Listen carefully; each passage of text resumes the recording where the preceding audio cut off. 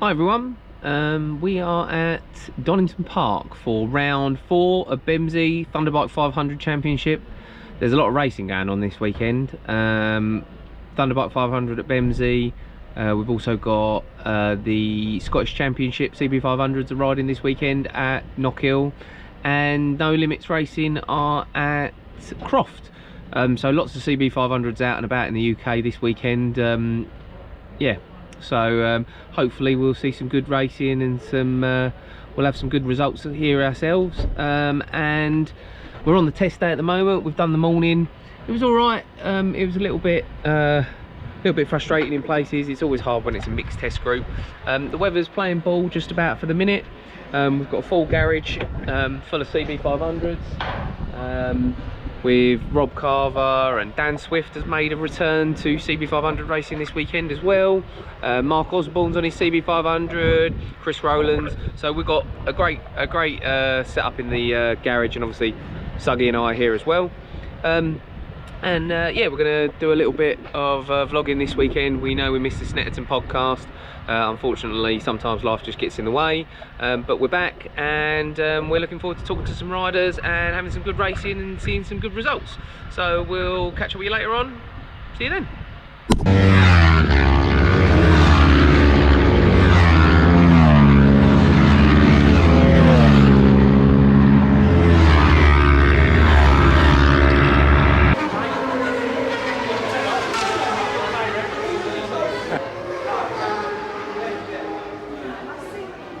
Give us a wave. Fan club. Yeah.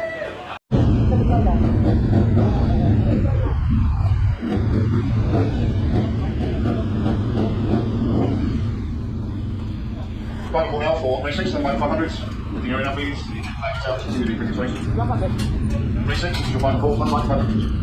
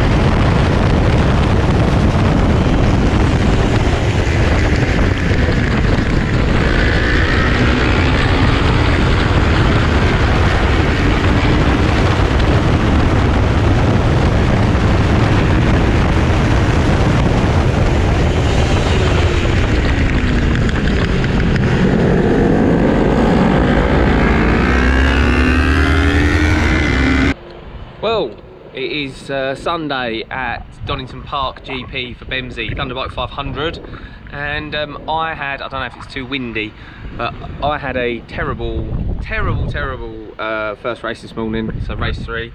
I decided to ride my other bike just to give it a run before Scarborough in a couple of weeks' time, and it had some old tyres on it, but I thought they were alright. Bike felt good in morning warm-up. So I just wanted to go out and test it because I'd done a couple of bits overnight, and the tyres were just completely off. So I was running wide everywhere, and then the rain came, and after Snetterton decided that I was going to just back off a little bit, and then it all got a bit wild with some riders behind. So it is what it is. Ed went a little bit. Still putting a decent enough lap time, so I'm on the 3rd row for the last race of the weekend. Everyone's having a great race. Everyone's having a great weekend. CB's has been really social. Everyone ran a garage. It's just been a great atmosphere. Some great riding. Some really great results from everybody, really.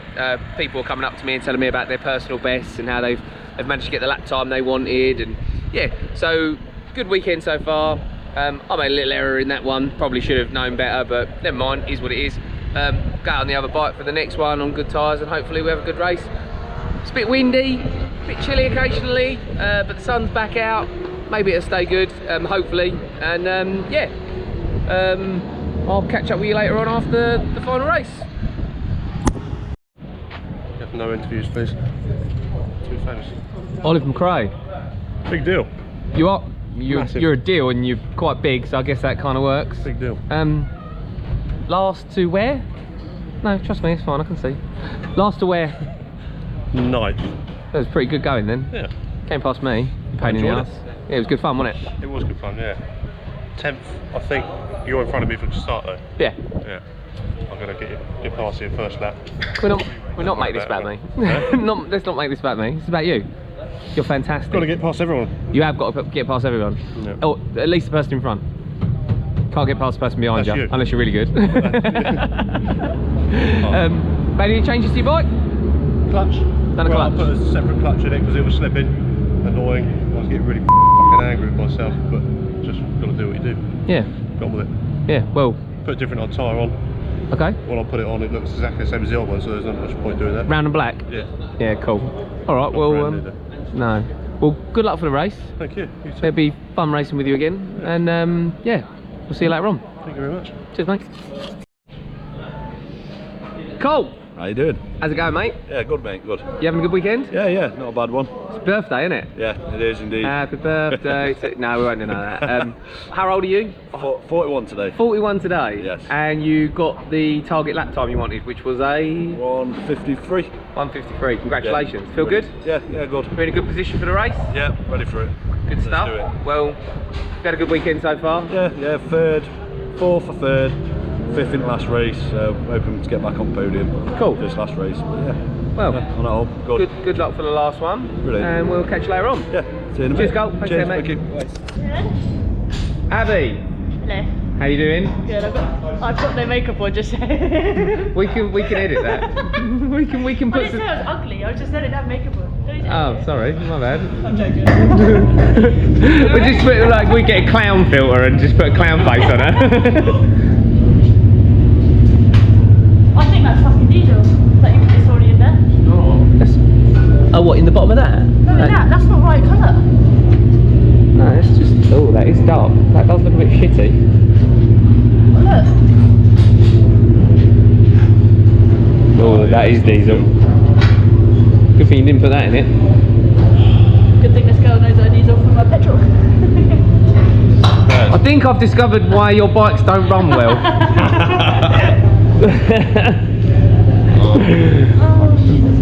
Well, this wasn't a success. Or it was. I haven't decided yet.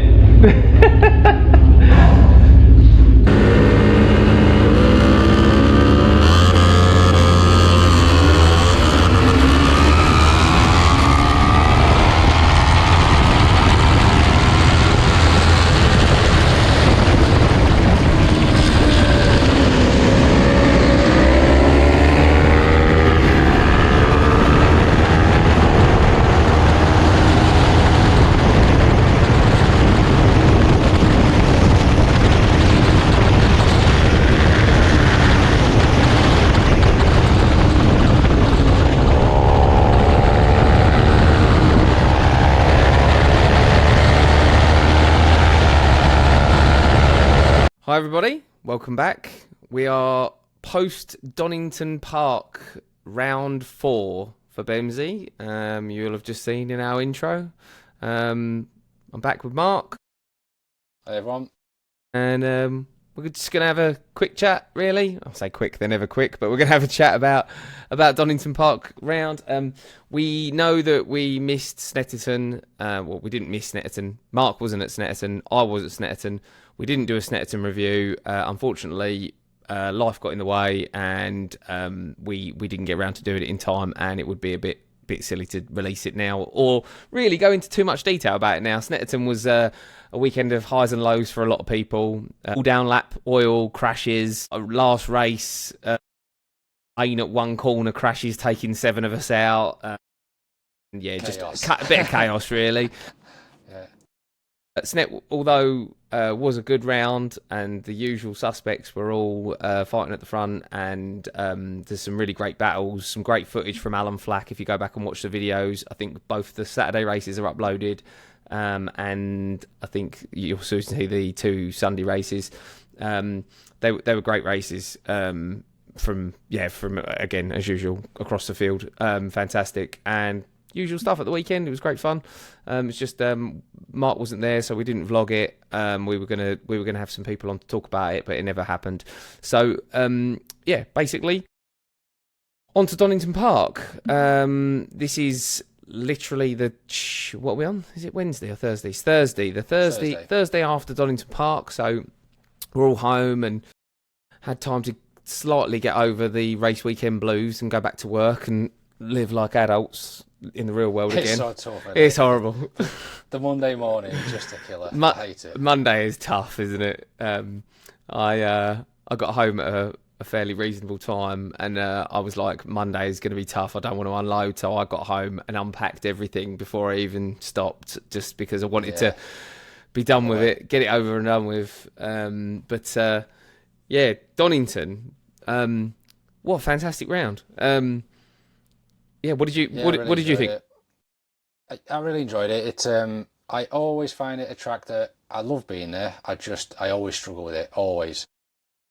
I think Donington's one of these where everyone seems to be pretty good at it, because whether that's because it's quite central, I don't know, but there's some decent riders, pretty decent times. For me, qualifying went pretty well. That was probably one of the best qualifyings I've had, and then it went downhill from there. Saturday wasn't particularly great, but Sunday kind of got a little bit better, especially race 3 and 4. So yeah, overall, like I say, a good weekend. But qualifying is always hard. I think people, I don't know what I mean. I don't understand how we end up. I mean, I know how we end up at much lower lap times in races, because we're all dragging each other along, fighting for speed, and the draft makes a massive difference. So I checked, just as I don't know if it's a boring point or not. I thought it was interesting, but from the test day, which I've got to say, the test day was not a success. I'm struggling with test days at the minute. The group that we're in, it makes it really difficult with the SVs. It's really hard to get any sort of rhythm on a test day. I pretty much use it to remind myself of gearing if I've not been somewhere for a while, and just to make sure the bike's right. But I mean, I couldn't get below a 153 on the 3 sessions that I did in the test, and I did a 53. I think I did it 152. I think I did a 52 in the last session, but it was a high 52, and other than that, it was all 53s, and I was in the 53s within 3 laps. So it was like you just couldn't get a rhythm, couldn't get any space, and then because I don't think I managed that. Yeah, because you don't get enough space, and someone is always in the way. No matter whether you go out at the beginning, at the end, in the middle of the session, it's just hard. It is. But that is part of it. So in qualifying, it's like, I don't know why, but the times are so far compared to what they end up in the race. But in testing, I only had 107 mile an hour top speed on my lap timer showing me, and then in some of the races we were over 112, 113 plus mile an hour. So just that extra competitive and drafting drags you right along. I mean, qualifying for me. I kind of made a bit of a plan to just go at the front. I was like, at least if I go at the front, I should theoretically get one good lap. And because we start from Melbourne Loop, theoretically, you can if you've got good enough heat in your tyres, you've just come off the warmers, you should be able to just go full chat at the beginning. Yeah. I got out behind Luke McRae, and I think I followed Luke around pretty much the whole session. I say followed him around. He was definitely faster than me in qualifying by quite a chunk, and he was eking away.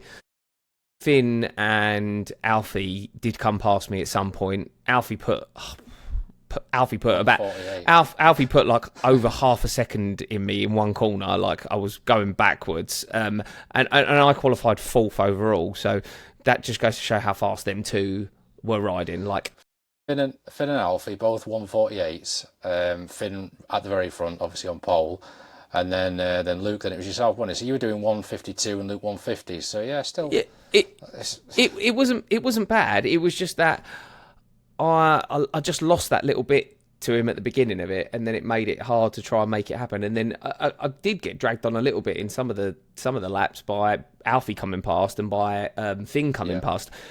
Finn come past me further around the track, I think McLean sort of area, which made it that not too bad. It was, I kind of got a draft from Finn, so that was helpful. But Alfie going underneath me at the last corner and like literally pulling away from me like I was standing still there was no help to me at all, really.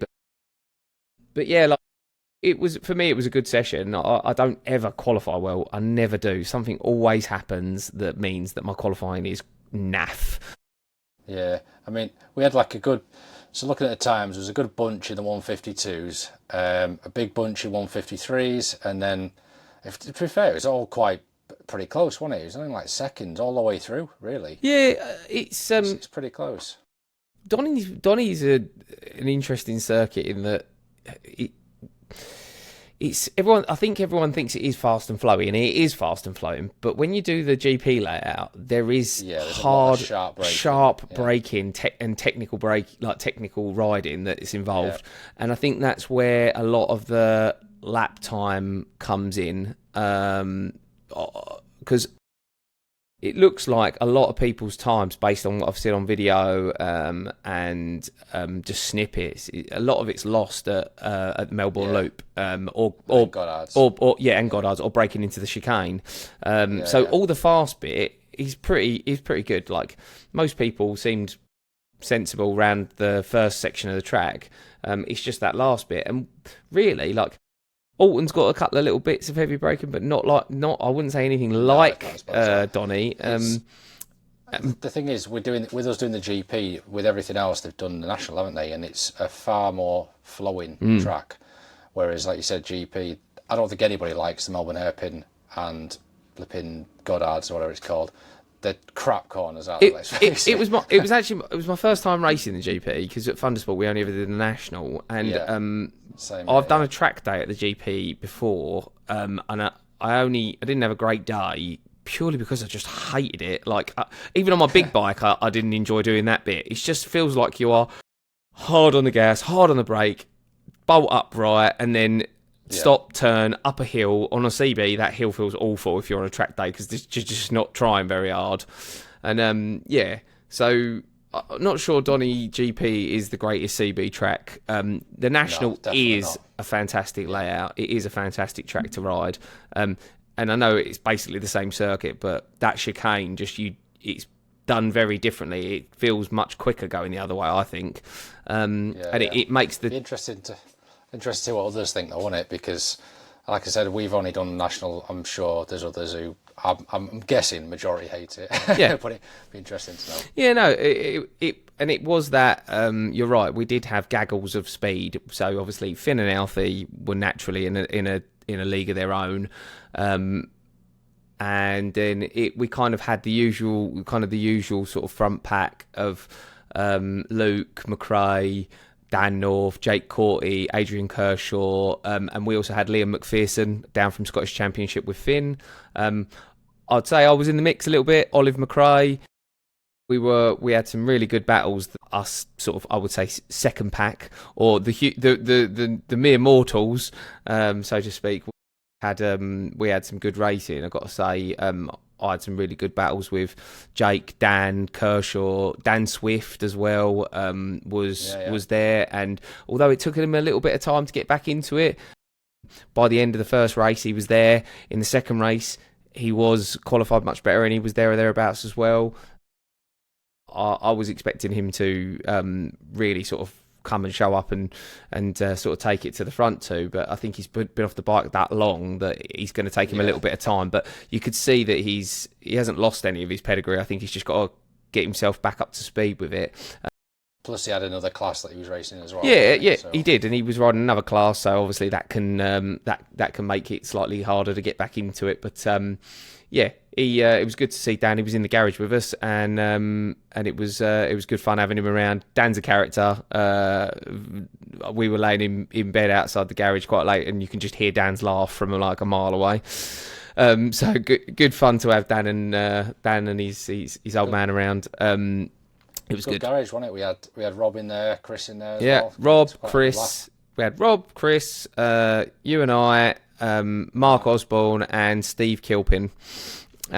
Steve has raced quite a bit before, Thundersport, Emra, and other bits. I haven't raced with Steve for a long time, so it was good to see Steve in the garage and riding around, enjoying himself. He absolutely loves it, that guy. Steve is proof that, and I'm sure he won't mind me saying this, but my wife did say as well, like, he just absolutely fucking loves it. He loves every bit of it. Like, he come and said to us, "Oh, I got some overtakes in and all of this at the end of the weekend," and he was over the moon with it. And just goes to show, like, Steve knows that he's riding nearer the back, but he's happy to be there and he's happy to be doing it, and he's got his own personal goals. And we've had a chat with some of the rookies and stuff about personal goals and goalposts and giving yourself a small target to work towards, and using that, and Steve just ticking boxes like, "Oh, I did this and I did that and I had a good race and I didn't get lapped," and all of that. And so it was great to see like Steve there enjoying himself as well. And we had a great, like you say, we had a great garage, great atmosphere, and as always, our garage, or I say as always, that garage where Rob and Chris are and Phil is always going to be a hub for socialising. So people turn up and chat, ask for parts, need help, just advice, and just come and have a bit of banter and a chat about the racing. And it's great to be in that garage and in that environment. It was good of Bemsee I asked for us to be shuffled into that space so that we were all together, because it does make it easier if you put everybody from the same class as close to each other as possible. Obviously, definitely. We've got our WhatsApp support group now, which makes it a lot quicker and easier to get an answer or get help on a weekend, which seems to be a success. But it's nice when everybody's together, and we've still got that great social atmosphere in the evenings as well. We'll go over to the bar and presentation and have a drink, and then come back to the garage for a chat and stuff. So the weekend from a social point was fantastic. Mega. And we had people in our garage that were in different gaggles. So like you and Mark Osborne were sort of racing against each other quite a bit over the weekend. So you guys could. And there was Rob in there, Peter Woodall as well. Yep. So it was a good little group. Yeah, you had a nice group of people to race against, and obviously in our garage as well, being able to have that relationship to talk about your racing together. And Rob Carver actually is our series sponsor, SF Parts, has actually upped his game a little bit. But you can tell he's getting back into it after his time off, because he was a little bit. Felt like he was a little bit behind at the beginning of the year and not quite as confident as he'd been in the past. But you can tell that since Alton, where he knows better, I think he had a better time at Snet than he thought. But he says he doesn't like Snet. But he was good at Donington. I was quite surprised he come past me at one point in the third race. The race where I was on my blue bike and I shouldn't have been. And I was like, can't be having this, because me and him have got quite a good little thing when we find each other on track. We're desperately trying to beat each other. But Rob really upped his game. I think he put in a really good lap time by the end of the weekend. I think he was in a low 51 or something like that. So improvements all around, as always. Chris Rowland, not quite the successful weekend. Bike problems again. But again, we was chatting about things on the test day, and Rob and I followed him for a little bit and a little bit of advice on what he was doing, and he come back in much happier after one of his sessions. So despite the bike problems, even Chris was able to improve, and I think he put in a personal best lap time in one of the races as well, with a bike that was apparently not very good, to be honest, like not very healthy. So yeah, I think he spent more time on the dyno. Yeah, getting checked but over, didn't it, than it did on the track. Did more miles on the dyno, yeah. So it did. yeah, but that's just so that everyone is money's worth. Yeah, absolutely. That everyone should be aware that if you are having problems with your bike, you can go and see Mark Dent and ask them to dyno your bike. You can ask them. Yeah, they were great, weren't they? That they can use that dyno all day, every day. It doesn't cost you a penny if you've got a bike problem to go and ask them to help you check and see if you fixed it. You utilise it; it's there. We changed so much on Chris's bike to try and see if we could solve the problem. I think we did just about everything there was to do that we could do at the track. And Mark and the dyno team, scrutineer team, were fantastic in facilitating that for him. I took my second bike over there just to get it checked, and they were great for that as well. Gave me an indication that I needed to check it over healthy wise, engine wise. So that was nice. And it's there. Use it. Why not? But yeah. So from an actual to sort of wrap up the qualifying conversation, it was quite successful qualifying for me. I didn't make the most of it. I think we had this discussion at one point over the weekend, and I said to you, I don't start very well, and never have, and I don't qualify very well, I never have. I get better in the race. I'm better in the races, but I have to get away. Being on row 2 in 4th for qualifying and I said it's only any good if I actually get a good start, because I know that the 4 people behind me, which were Liam, Dan, Jake, and Adrian, can all launch a bike really well. So I did actually get really good starts for me. I'd say maybe it wasn't quite so good in race 1, but I did get decent starts. So race 1 I was a bit naff, and I kind of I don't know what happened, but I just wasn't overtaking. I was kind of just following. I did a couple of overtakes, obviously, when I could, but I wasn't trying hard enough. And I come off the track a little bit deflated with how I performed. I actually don't even remember how I got on in race 1 now. Let's have a quick look. I can tell you. So I ended up 8th. 6th in class. Yeah, 8th overall, 6th in class. We've got to try and remember that we've got BSB rider at the beginning, like support class BSB rider, but nonetheless he is absolutely class. The boy's quick as you like. Is rapid, and Finn's fast as well, and absolutely quality. Like in race 1 they were doing 46s, 46 and a halves, like that's fast. But yeah, I had an okay race. I crossed the line behind, so Dan behind, so let's talk from behind Finn. It was Dan, Liam, Dan Swift, Jake, Adrian, then me, and then that was pretty much from Dan backwards was all within like less than a second of each other, so it was very, very close. Behind me was Rob Carver, I think about 7 seconds behind. So we'd put in a good gap, and we were dragging each other along.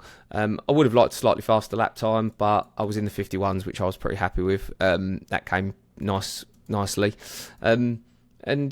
Yeah, so race 1 was a bit bittersweet. I knew I was in a good position, but didn't really capitalise from the qualifying. And unfortunately, Luke McRae crashed out on the first lap. So, but that did kind of bump everyone up the order one place at least. But Luke's pace all weekend was solid. Like Luke was definitely very, very, very quick at Donington. How did your race 1 go? Okay, I guess I ended up 9th in class, 11th in total. But the first one's hard, isn't it? It's just like I said, I enjoy the track. I just never do particularly well, so I wasn't expecting much. I was just aiming for a top 10 all weekend. That's it. That was the only thing I was aiming for. Did 1 minute 53, which is exactly what I was doing in qualifying, so no faster, but I was pretty much, back and forth with Rob and Pete and Ian as well. So between the 4 of us, we definitely held each other up. There's no doubt about that. But it was, it's a good laugh, and that's the bit that is enjoyable, isn't it? So yeah, like I said, it wasn't too bad. Obviously the lap times being faster for others pushed me back for the second race, and the second race I did absolutely horrendous, really. That was the one I just couldn't get into. You know, you were saying before about running wide and all the rest of it. That was mine. So yeah, race 2 wasn't the best for that, but yeah, on the rest of race 1 there was some generally pretty decent, wasn't it? I don't remember being that many. There was only one crash, wasn't there? That was just I think it was just Luke. Everybody else I think was okay. Yeah. So obviously Alfie won the race overall, but Alfie doesn't collect points or prizes as far as I'm aware. Which realistically is the whole point of the class. You're not really supposed to be collecting points and prizes if you race at BSB. But it's great to see what the bike's capable of. Finn, obviously, Finn is another level as well. Like, it's like fair play. Brilliant, fast, lovely, like nice to chat to, and like nice guy. But you're so quick. You're just in a different world to everyone else. Basically, it's a bit like lonely up the front, aren't they? Really, because they just go and that's pretty much. I mean, if Alfie hadn't turned up, it would have been a very boring weekend for Finn. Realistically, obviously Dan North, second in class, third overall. Well. Liam, third in class and fourth overall. Dan Swift, fifth. Jake, Adrian. I had a good battle with Jake and Adrian in that race, and Dan, to be honest. But I just, was it? Hang on, which one are we talking about? That was race 1. Sorry, that's race 1. Race 1. So it was a good race. But yeah, I was not happy with the way I rode. So, but we had the weather was beautiful as well, so we had good weather. So there was good conditions for riding. It wasn't like Snet where we had one good race and then it was like headwind, and it was just all the lap times just got worse as the weekend went on. This was consistently lap times got better for most people as the weekend went on, which was good. In race 1, who was our rookies? Who was our rookie winners? Well, we should say Ian. So we had Finn won C1.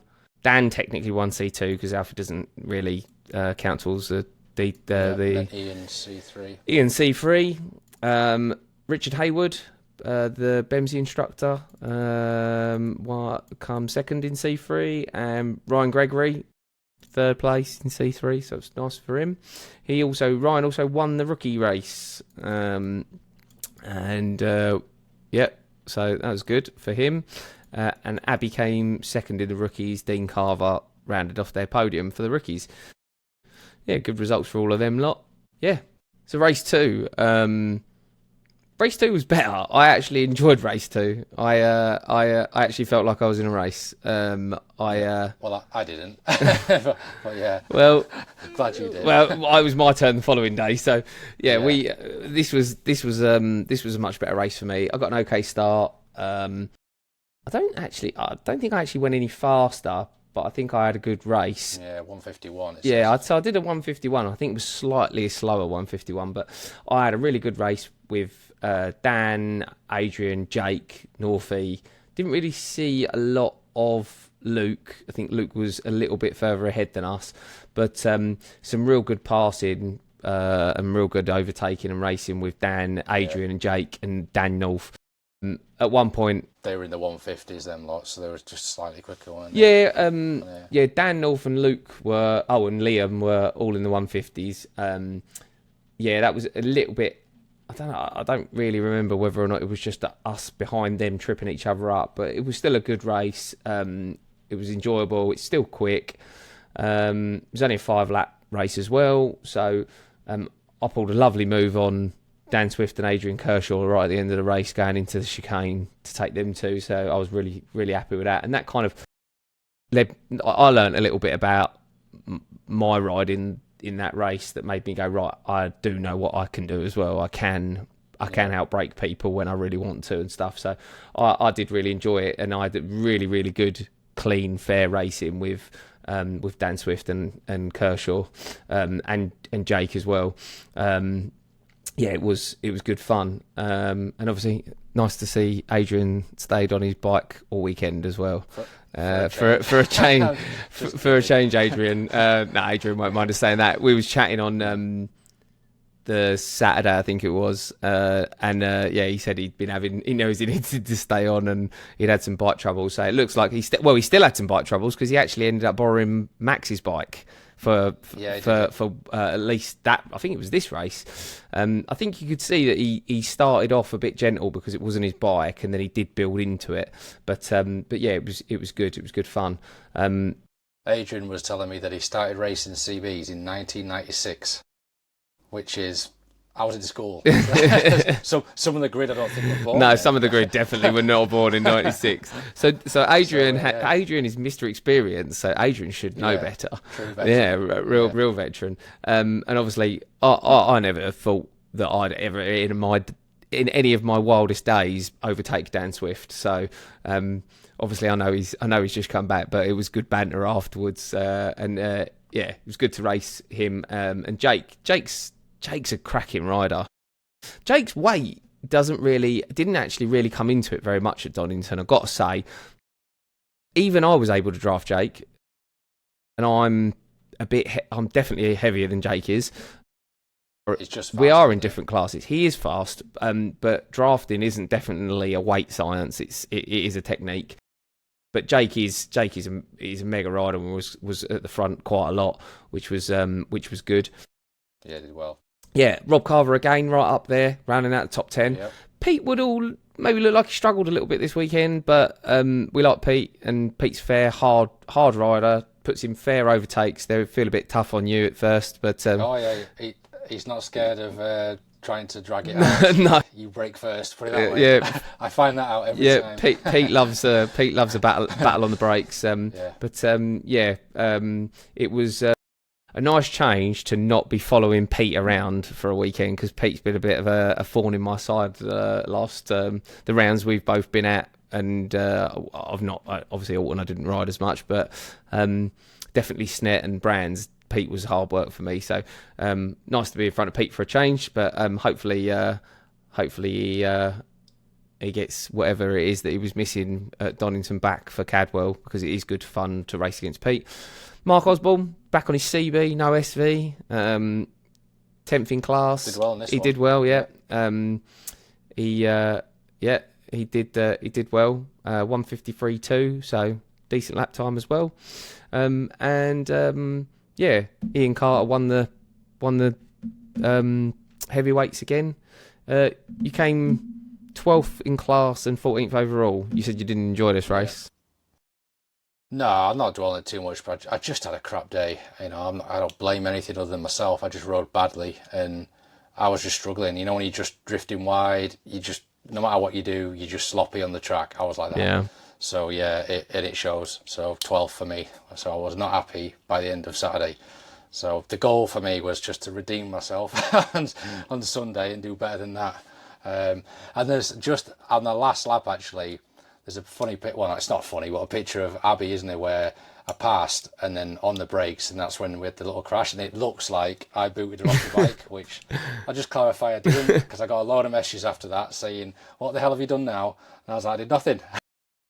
But yeah, unfortunately, yeah. It's cracking photos though, wasn't it, really? Because someone got the stills as she went off and like in the stages, so yeah, it's quite... Yeah, I mean, she's cool pretty deep out there, like where she's trying to get it turned, and she said that night, didn't she, that she knew she was asking too much of it, but you know what, Abby still flies and still tries every time. She falls off. She's fallen off a couple of times now, but it doesn't seem to put her off at all. She just gets back on and starts going again. So I don't know whether that's just I think that's Max's mentality as well, isn't it? So he just keeps going as well. We didn't have Max McRae didn't ride this weekend in CBs because he's got bike issues. That race for everyone else, Ryan won the rookies again, mainly because Abby crashed out on the last lap and the last corner, fighting with somebody who she didn't need to fight with. It's always that lesson. And then Dean Carver, another podium. Richard Dwyer, nice, well done, mate. Congratulations on the podium. It was a good race for me. I enjoyed it. Not so much for you, but that is the way it goes. Sometimes you have good races, and sometimes you don't. And my Sunday morning kind of proved that. I thought I was being clever. Thought I'll give my second bike a run. I actually went out and warm up in the morning, just to check it worked. Warm up's interesting. Did you do warm up? Yeah, I thought after, like I say, the day before, I thought I'd better do just to. I find it really helped, even though it was a mix of like the 250s, SV, well, everything. Two strokes, the lot, bike, isn't it? Yeah, 2-stroke, yeah. And it's obviously when we were lining up to set off, it was just a big cloud of smoke with all the 2-strokes and stuff. But a couple of them, I don't know, broke down on track. But you only get like 2 laps, don't you? Really? Yeah, we got 2 laps. Literally is like 2 laps round. Make sure your bike works. Get your eye in, I suppose. Yeah, make sure your bike works, and then you're off, sort of thing. Yeah, so yeah. I went out on what we're calling my training bike, which is just my wet bike essentially. I'd been riding it at track days last week or two, and it was fine. And I knew the tyres were a bit old; they'd done quite a lot. But when I went out for morning warm up, all right, I only went out and did 2 laps, but I was only doing. I think my lap time said I did a 1:57, and the bike felt great. Bike felt absolutely amazing. Brake lovely, handles lovely, goes lovely. But it's soon apparent that the bike will feel lovely when you're 7 seconds off of the pace that you're going to ask it to do, because once I started the race. I did lap 2, got a good start. Lap 2, I did a 52 something, and then it just became so apparent that my tyres were shot, and I was running wide, missing apexes, running onto the green. I just realised that it was mullered. Yeah, and I tried to hang on, and I could see him edging away from me, and I just lost all my confidence in it. And then rain came. That was also the one though, that there was Rob, there was Ian, there was yourself, there was me, and I remember everyone was doing okay until they started spitting raining, but it wasn't bad, was it? It was like literally, the mental rain, if you like, where you sit in your visor. But I didn't even see the rain flags, or lack of adhesion on the track flag. I didn't even see it, so I just carried on. And then on the last corner, I think you were battling, and someone ran across the gravel or something, and that's when I just caught you guys up, wasn't it? But generally, it was okay until that point. Yeah, I mean, I knew I weren't catching. I knew I'd lost a little bit from Dan Swift and Jake, and I knew that I just didn't have that pace on those tyres. And then the rain spots on the visor, and I saw the lack of adhesion flag. And after Snet crashing at turn 1, it rained on one corner, and 7 of us went down. I was like, do you know what? I've already ruined my race. I've accepted this race is basically done.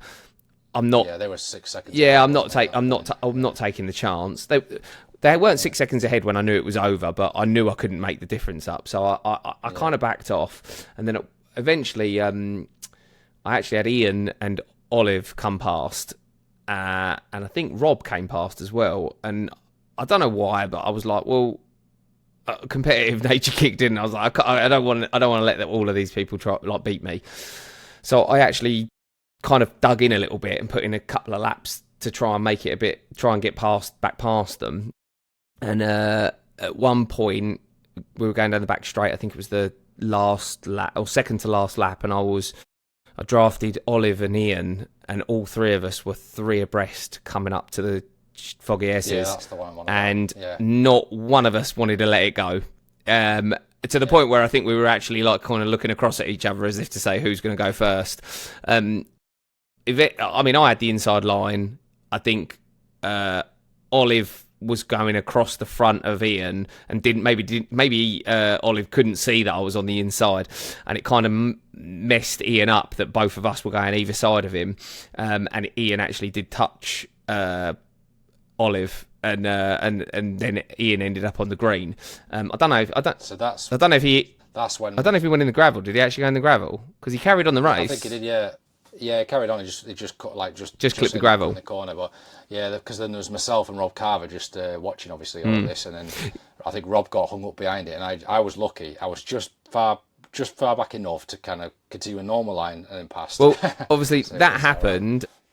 I then went in front of Olive, or Olive beat me into Melbourne Loop or something, and then was coming down the start finish straight for the last lap. And I looked across at Olive, and he did it to me earlier, so I just went to him like that, as if to say, let's get going.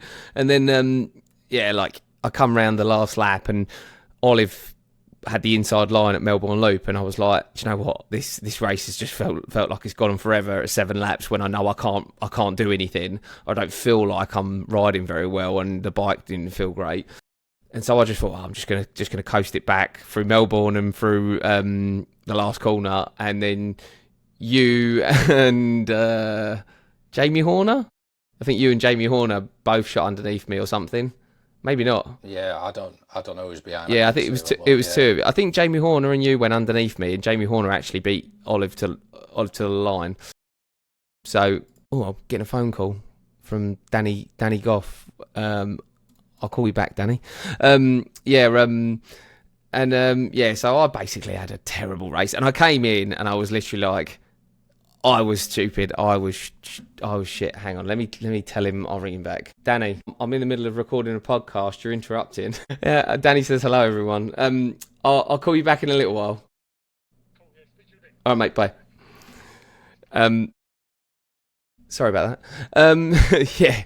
So I actually came in and was like, I had a terrible race. Sounds like this was a better race for you, though. Yeah, I mean, this one on the fourth were just the same result. So yeah, it was all right. I got a really good start on this one. I actually lost quite a few places as well. I ran wide, got a wrong gear, and I had a few come past me. But generally, yeah, much better. Good. You know what? Like, lots of people were enjoying the racing. I didn't realise Simon Finch had a DNF. Hope you're all right, Simon. I think he was definitely out in the last race, so he must have been okay.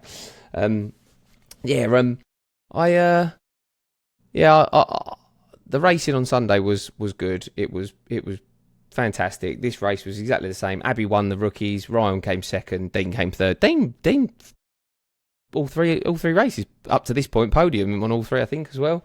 So that's good. Will, Kearney, Lenny had a bit of a rough beginning of the weekend, but we had a little chat and calmed it down, and I think he improved as the weekend went on. Again, Steve Kilpin just living his best life, wasn't he? Enjoying it. Good to see Nigel Terry chipping away and still out there. I think the pair of them were having a bit of a ding-dong in a couple of the races, so that was good. So just front to back, we've just still got brilliant racing, and everyone we speak to still says, like, the photographers obviously sit and watch the whole race as well, and they're saying it's fantastic to watch, fantastic to take pictures of, so that's good. James McMillan's new person. Don't recognise that name from the previous round. So James McMillan there finished 12th in class and 20th overall. And all the usual suspects seem to be enjoying himself. I spoke to Wayne Drake as well. He was enjoying it. Wayne helped me out over the weekend as well with something, picked something up for me locally, so that was really helpful of him. Thanks, Wayne. Really, kind of should just go on, talk about the final race, and we can just generally talk about the round then. There's one thing we didn't mention, is it? And that's there was a technical inspection, wasn't there, on the Saturday? As we came in off the back of race 2. You're right. We did forget to mention that. So off the back of race 2. Were pulled for technical inspection, and we were all obviously being thick because none of us could tell that there was obviously a pattern to who was being pulled off. We were being told it was random, and at no point did any of us that were in there twig that it was quite obviously the top 6 of the ACU championship. So that's what it was. Technical inspection was really good. We went in, and basically they said, go get some tools and come back. So they held the bikes for us. We went and got Paddock stand and some tools, and we took a spark plug out, carbs off, and left it there for them for about 20 minutes, half hour, just so that they could have a look down the bores, I'm assuming, and just check what they wanted to check, and do their checks. And it was perfect. Luckily, not luckily, but great to say that all top 6 riders in the ACU Championship were all legal. There were questions asked as to why we're doing this. Do we need to be doing this? We've got dyno, you can see torque curves, you can see this, you can see that. It's just a waste of everybody's time. And it's like, well, yeah, it might seem like a waste of time, but actually, like, it's not. The whole point of this class is fairness, and it's supposed to be a fair playing field for everybody. And the last thing you want, especially if you're in the top 6, is you don't want to be cheated out of a podium or a win because someone else is using something they shouldn't. Likewise, you don't want to be cheated out of a 10th place or a 15th place. if someone's beating you further up the field but they're cheating, you should still be getting the position you're getting. These bikes are not so advanced and technical that you need to be cheating. The whole point of them is it's supposed to be cheap, and it's down to the rider to make the difference, which they do. So Bemsee, again, making a massive effort to ensure we've got a level playing field. Did they check even like fork internals, stuff like that? Honestly, we don't actually know what they checked. As far as I'm aware, they won't take the bike apart themselves. So we don't know if this time they just checked our engines and had a look at what we had, like, because if a bike's got a gas flowed head, you can tell. It's obvious. So. Yeah. They checked air boxes and bits, and no holes drilled and all of that stuff. But it might be that we get another technical inspection, and they do take forks, and they ask us to take fork internals out. And I'm sure there will. Yeah, I'm sure there will be. And there will be checking that you've got the right master cylinders. They probably did that because it's just a visual check. It's worth doing. It's great to see. It means that they're taking it seriously. And one of the biggest concerns at some of the other clubs is that things aren't fair. We came to this club because they shout from the rooftop about the level of scrutineering that they have, and their technical inspection ability and their compliance ability. And it is there. It does work. Why would you want to race anywhere else? In a control class, that's what you want. You want everyone on the same page. So, luckily, as I said, for everyone in the top 6, it was right. We have noticed throughout the year that some people are running the wrong things, and if it gets mentioned, as in to them from us, from someone who knows, it's purely just we don't want you to lose your result. We don't want you to be branded a cheat just because you didn't know you were running something you shouldn't, or if you bought a bike and it came with it, that kind of thing. Exactly that. Sometimes it is completely innocent, and Bemsee are fair. You know, if you're not running something that's compliant, they'll give you all the opportunity to go and change it. They're not calling you a cheat. You've got time, but we've obviously been around long enough now, and most people seem to know who we are. If you've got a question about your bike and its legalities, go and see the technical team, the scrutineers, or come and see us. Go and see Rob Carver. Ask the questions. There's always someone that knows for sure, and we can help you get your bike right. Because or add yourself to the WhatsApp chat. Yourself to the WhatsApp chat. Just send me a message, and I'll stick you in there, and you can ask away to your heart's content if your bike is legal or not. So that was really good. And then obviously quick bike back together, and then go and have a beer, which was lovely. And then so then we had our Sunday, and we had race 1, which was terrible for me, better for Mark. Then we had a bit of an interesting gap between race 3 and race 4. We thought we were going to get the rain, didn't we? We had a bit of a it wasn't horrendous, was it? But it started raining. They declared it wet race, so we all, of course, you know what we're going to say. We all scrambled around, stick on wet tyres. Yep. Probably should have waited it out a little bit. It was my fault. We all followed Rob Carver. It was my fault really, because after my terrible race 1 on my second bike, I put it back in my van with dryers on it. So the bike that I would have always rode in the rain was in my van. So I apologised that the rain came, because that's my fault, because I put it away early.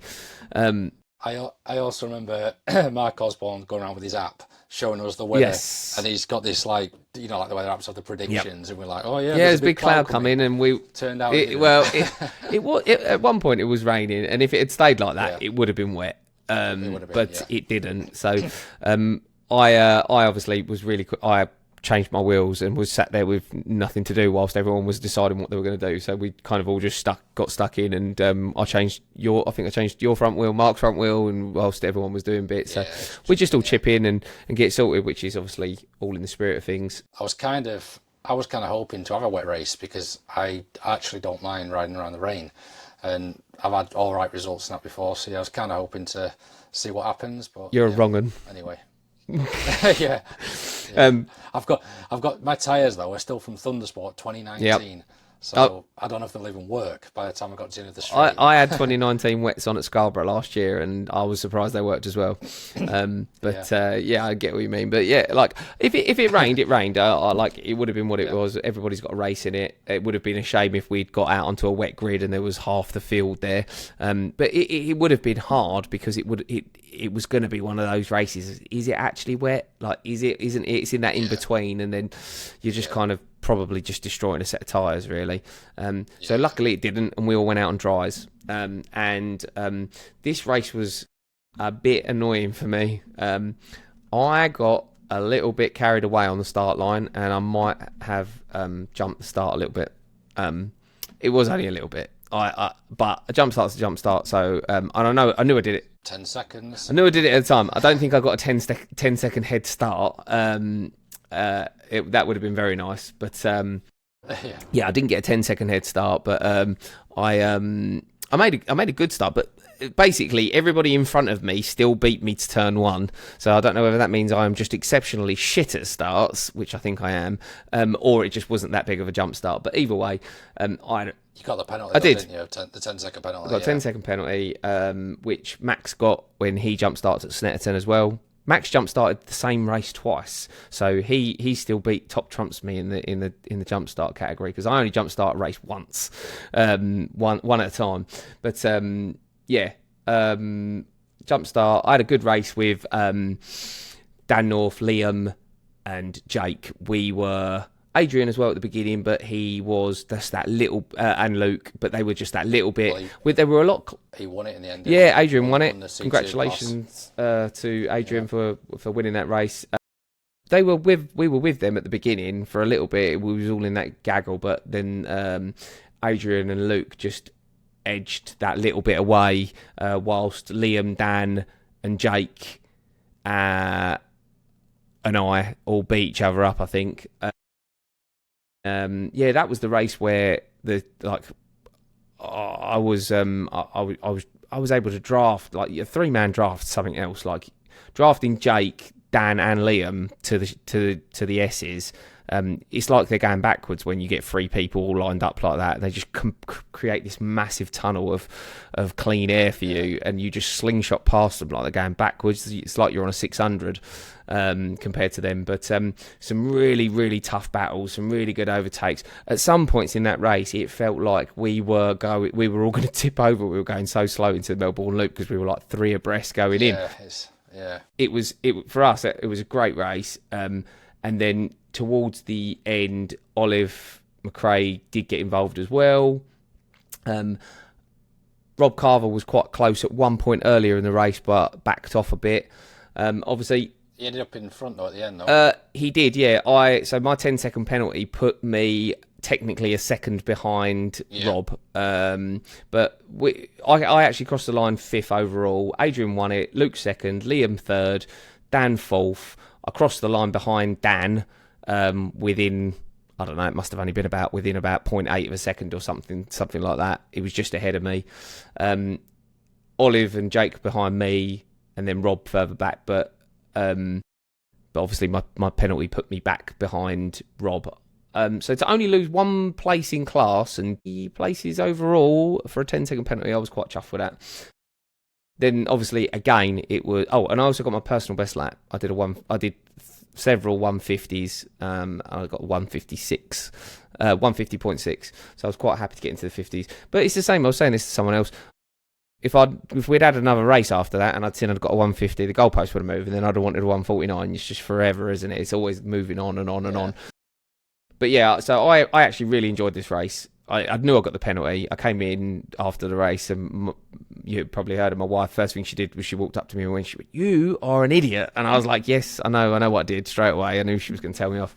But it was a great race. It was a really good race. It was fun to race with Dan and Liam and Jake and Oliver. Dan Swift didn't start this race. Dan had a crash in his other class, and then the rain came. He hadn't put his bike. I don't know why, but I think Dan was just a lot of messing about. I think Dan was just done for the weekend. But it was a shame because I think Dan would have certainly been heavily in the mix for that one. Yeah. But obviously Olive McRae came first in the C3. Finn won the C1 with Jake C2. Jake in C1, sorry, came second, and Abby came third in rookies, technically third in C1 as well. Yeah, how did you get on? You had a battle with Mark and Ian, wasn't it? Ian and Rob? Myself, Ian and Mark. I think, and Rob as well, actually, because Ian, like I said, just in front. I mean, like I said before, I did the fastest lap I'd done all weekend this one. So this is only the second race weekend I've done this year, so I wasn't expecting a lot. I mean, some of you guys have done 4 now, so for me, for second, I'm obviously behind, so it's hard, I can tell, because people have got faster since since the one I did at Alton. I didn't do Snetterton, I didn't do Brands, so people have got faster, so I'm always obviously chasing that for a start off. But yeah, 152 I did in that one, 0.9, so just creeping into under the what I was doing all weekend. I pretty much did 153 every race all weekend, so that a little bit better. Ended up 7th in class, so again, not too bad. Yeah, like I said, battle with Ian and that, and Mark.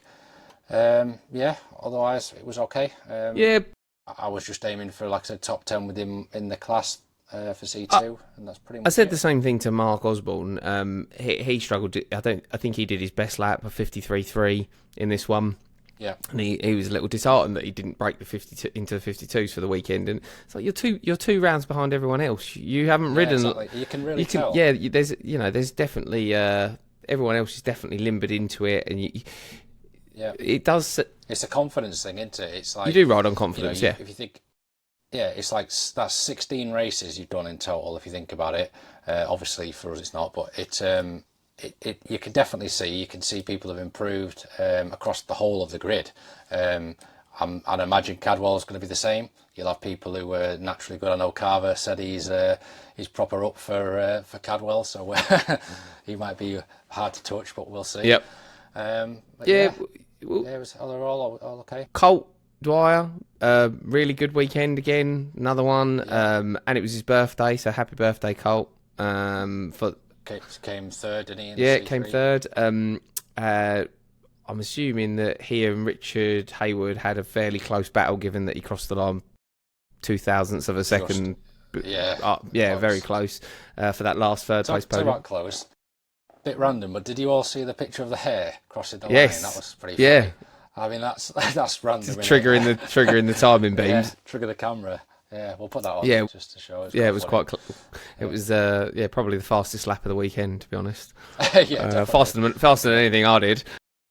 But you're right.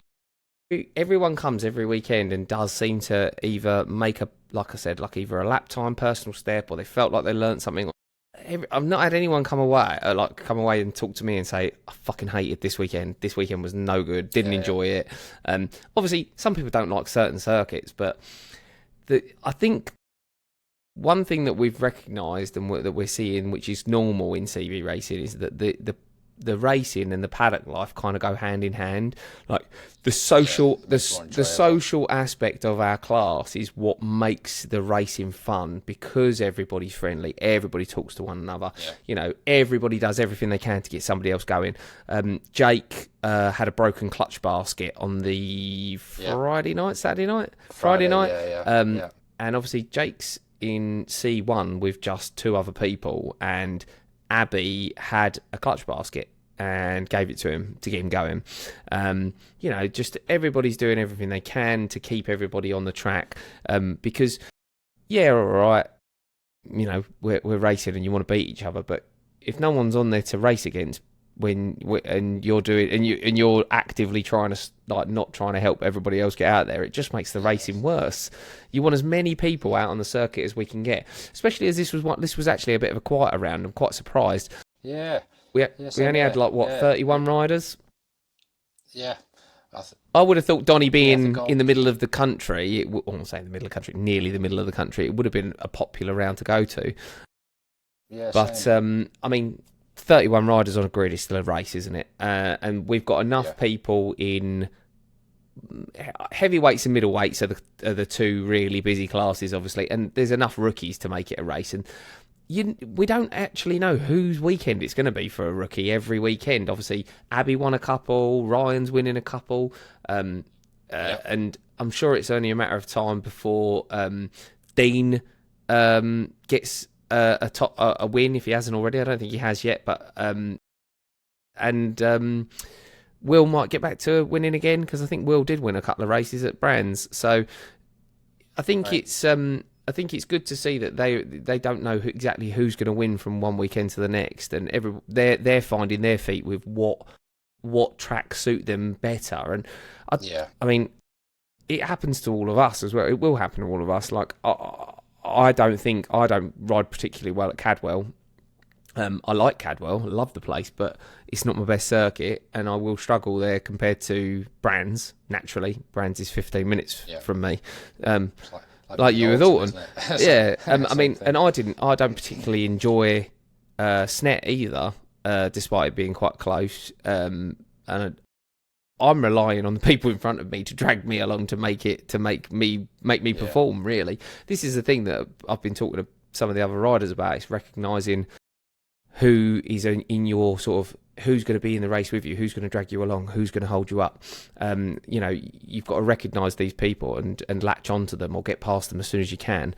And it's even something that I had to sort of tell myself in the second race, is that if I get stuck behind someone who I feel is going to hold me up, it's going to make my race worse. You need to not dangerously make the moves, but obviously you've got to be assertive early to get to where you want to be, and go with who you want to go with. But exactly the same thing. You come off the track. Even after that little, not an incident really, it's just racing. But when Ian, Olive and I all sort of quite easily could have caused each other some harm, because not one of us wanted to give it up. Next race, I look round and Ian's on the grid, and he gives me a thumbs up and a wink, and we're all friends at the end of the day. I think we all get on, and I think we all just want to go out and race each other and have a good laugh. And I think that's what Bemsee is really, really providing. So yeah, another great weekend. Don't really know what else to say. No, I'm looking forward to Cadwell. I think that's going to be another type of race, and it is tight, the track. Obviously, everyone knows this. Compared to Donington, it's going to be more challenging, I'd imagine. Should we? Obviously Cadwell, looking forward to it. But between, we'll rather than doing a whole podcast dedicated to it before we get there, we'll just point out that we are at Scarborough in 2 weeks' time. I'm racing. Well, I'm not. I'm just observing. Mark's watching. I'm racing. I'm actually the CB500 rep at Scarborough, and we've got a good grid. We've got 11 riders. Some familiar names: Dan Blades, Rick Stumps, Liam McPherson, myself, and then we've got a load of new names. Lads from Scottish Championship are coming down as well, and I might do a little mini Scarborough preview, just talking about showing who all the riders are and showing the circuit layout for anyone that doesn't know a great deal about Scarborough. But Andy and Wendy, who run Oliver's Mount, are trying to promote the series for CBs. They love the idea of a sustainable, affordable racing class at Scarborough. And the bike's quite suited, isn't it? If you think about it, it's small, isn't it? Small, narrow. If you think Cadwell's narrow, you haven't been to Scarborough. Exactly. Exactly. But yeah, it's a fantastic little circuit for CB. I mean, I'm racing CB and Supersport. I was only going to go CB, and then Andy talked me into taking both. So I'm doing both now. But yeah, it's a great circuit. It's a great paddock, great atmosphere. And it really is something to go and see. So if you can get yourself along to Scarborough, do it. But I think I will do a little pre-Scarborough review or a little video, and just stick that up and show you who's coming and show you the layout of the track. And yeah, we'll do that. But Cadwell, I'm hoping to actually film it as well, and if I can, when I come and watch, I'll try and get in the paddock and follow Shaun around and see and the other riders if I can. I think the plan for Scarborough, I'm going to organise that the CB riders all try and get together, because we do it at Bemsee. Not everybody comes, and you're not required to come. If you want to sit in your own circles, that's absolutely fine. But I think because of the nature of Scarborough, it would be nice to know who you're lining up on the grid with and look each other in the face, and just sort of build that sort of relationship, just so that you've got that last little extra bit of consideration for the person that you're chucking the wheel up the inside of, because it's the same as any other racetrack. It can go horribly wrong, but there are bigger risks at Scarborough. There's trees for a start. There is trees. There are trees, and there are mattresses strapped to trees, but the mattresses are there to protect the tree, not you. So but it is a great circuit, and it is going to be a good weekend. Like you say, hopefully you're going to follow me around with a camera. We'll talk to people, and we'll talk about what I've been doing and how it's going and everything else. And it's going to be an interesting weekend because we've got full grid. There's no more space. No one else can get on, and we've got some quick lads there, but we don't have any of the aliens, so to speak. So so it should be more fair. Last year's champion's not there. He's racing different classes, which was Bailey Harker. We don't have any Shelton. We don't have any Grant. We don't have any Josh. We were going to get Troy Jeffries from Scottish Championship, who is basically a 16-year-old prodigy, and it was likely to be that Troy was going to absolutely spank everybody, but Troy's too young, so Troy can't race, unfortunately. Unfortunately for Troy, not so unfortunately for everybody else. But so actually, we've got Rick, Liam, and Dan Blades is making a return to CB racing there, as well as his KTM in Super Twins. Yeah, Dan's handy, so it should be a good weekend. Obviously, last time I was at Oliver's Mount, I hadn't raced for a long time. I know I did 2 rounds, but I hadn't raced for ages, and I definitely was not riding the way I am now. So, not saying I'm going to set the world on fire, but I will hopefully go into it a little more confident than I did previously. We've also got Ian Carter going, who races at Bemsee with us. His first time there. Jake Corty is signed up to race there as well. Jake is going to go very well round there as well. So, we've got a wicked grid. We've got a good bunch. We met some of the lads from Scotland that are coming down. He's going to kill me for forgetting his name. Scott was one of the lads, the Cadwell CB day that we did, and another one. Can't remember his name at the moment. Sorry, guys. Too many names to remember. But, we've got a really, really packed grid. It's going to be good fun, and we're going to go to that. And then, hopefully, we'll be at Cadwell as well, which is literally 2 weeks after that. I need to remember that I'm actually not a paid professional motorcycle racer, and I am supposed to be working and have a job and a missus and kids and stuff as well. But we, you can only race for so many months in the year, can't you? We do have a bit of downtime. Yeah. And we've got a whole winter to moan about not having time on the bike. Exactly that. I mean, I've got to say, we did some track days this month as well. I'm aching. Like, I can tell I'm getting old because I'm hurting from top to bottom from all the riding, but I shouldn't really complain. It's boys and toys, isn't it? So as always, if you are interested in coming on the pod, because we know it has just been Mark and I, and we did plan on having a couple of people on for the Snetterton one, and then it didn't happen, and then it got closer and closer to Donington, and we ran out of time to even get one out. So if you are interested in coming on the podcast and chatting to us and talking to us about your race weekend, it's not self-indulgent, it's not some ego thing. We just want to hear about other people and their race weekends. In the video, you'll hear a couple of people chat at the beginning in the vlog section of the video, and hopefully some of these people are going to come on at some point as well and talk to us. I think realistically for our next one we need to do another interview with at least another rider or a couple of riders, so we'll work on that. Get your names down, send us a message and let us know, and we'll try and see if we can get it pre-planned in. Big thank yous to Rob Carver, SF Parts, and Max Maud, Fine Audio, for sponsoring the Bemsee series that we get to race in.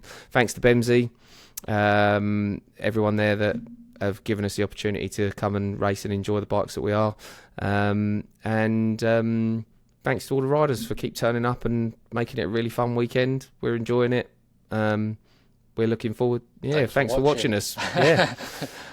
We'll or listening to us listening to us ramble on for ages about ourselves and all you bunch that we get to enjoy it with. So yeah, we'll catch you all in our next video, which will probably be Scarborough, and then we'll see you at Cadwell. So see you then. Cheers. Matt Dempsey's got with these two wankers.